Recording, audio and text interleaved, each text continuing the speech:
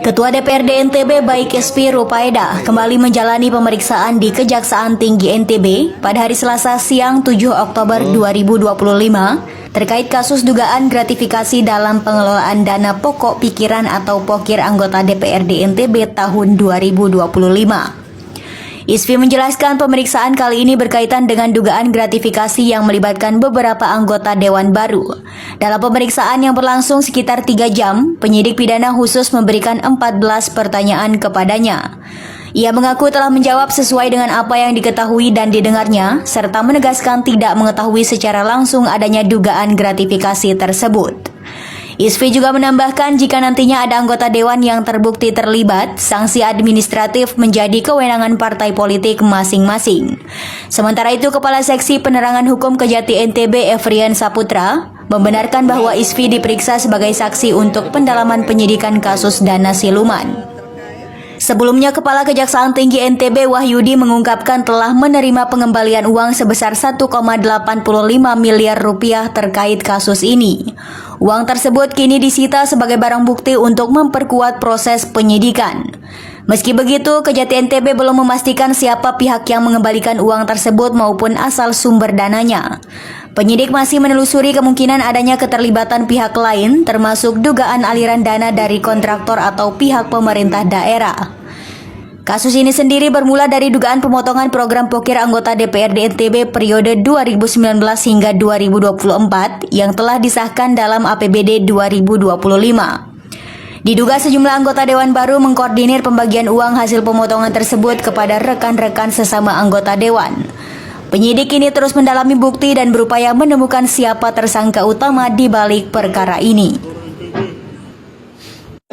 Minta keterangan dikit. Oh ya? Diperiksa terkait apa ini tadi? Terkait dugaan adanya gratifikasi dilakukan oleh anggota DPRD baru. Oke, berarti gratifikasi tadi bahasanya ya? Iya. Bunda tadi apa aja tadi yang disampaikan ke hadapan penyidik? Banyak hal ya, tapi saya karena tidak tahu, tapi saya jawab apa yang saya tahu, apa yang saya dengar. Ini mungkin perlu dijawab Bunda, kan proses dari pengaturan sampai pembagian uang itu beberapa anggota DPR sebelumnya ikut menyebut nama Bu Isfi sebagai ketua. Nggak mungkin ini tanpa sepengetahuan Bu Isfi itu seperti apa, Bu? Sama sekali saya tidak tahu karena tidak melalui saya, namun tidak melalui mekanisme sebagaimana yang diatur dalam dokumen. Ya tentu kalau saya tidak tahu, saya tidak bisa mengatakan saya tahu. Saya tidak tahu.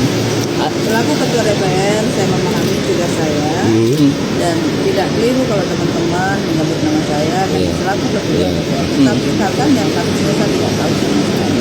Ada berapa yang diterima sama anggota baru itu, Bunda? Kenapa?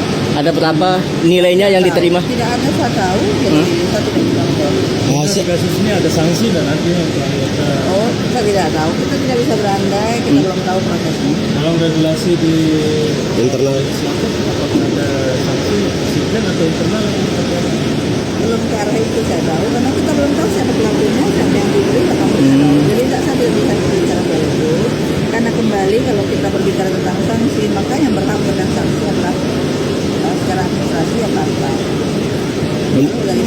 Bunda, kalau kita ngomong tadi kan soal gratifikasi ya, berarti ini berarti uangnya dari kontraktor ya? Nggak tahu. Oh gitu. Sekali lagi saya tidak tahu yang apa yang saya dengar, yang saya sampaikan. Kalau saya tidak pernah dengar, tentu saya tidak tahu.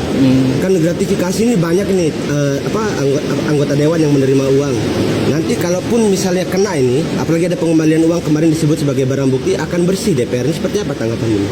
Ya, saya berharap kalau saya secara pribadi dan teman lembaga berharap pertama kasus cepat selesai, kedua kembali kita melaksanakan tugas kita sesuai dengan mekanisme dan aturan.